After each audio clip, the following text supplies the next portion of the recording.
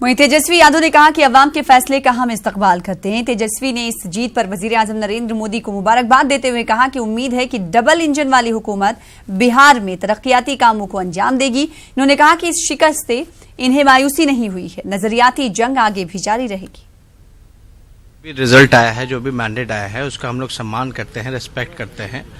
और नरेंद्र मोदी जी देश के जो प्रधानमंत्री हैं उनको हम लोग जो है शुभकामनाएं देते हैं, बधाई देते हैं और उम्मीद करेंगे कि जो डबल इंजन की सरकार है बिहार में, वो जो है जो समस्याएं जो हैं लोगों की, चाहे युवाओं की हो या किसानों की हो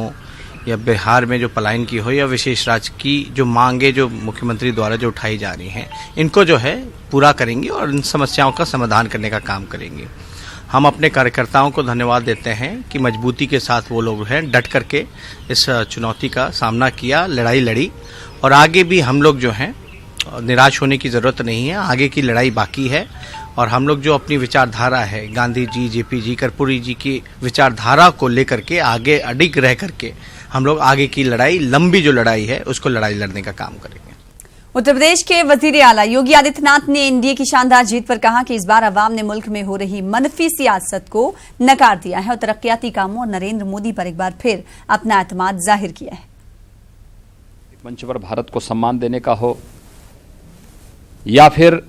देश के अंदर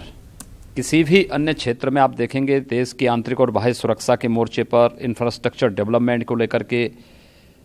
या फिर कल्याणकारी योजनाओं का लाभ बिना भेदभाव के समाज के प्रत्येक तबके को देने का जो कार्य, ऐतिहासिक कार्य प्रधानमंत्री मोदी जी के नेतृत्व में हुआ, उसका परिणाम है कि जनता ने देश की नकारात्मक राजनीति को एक तरीके से खारिज किया है।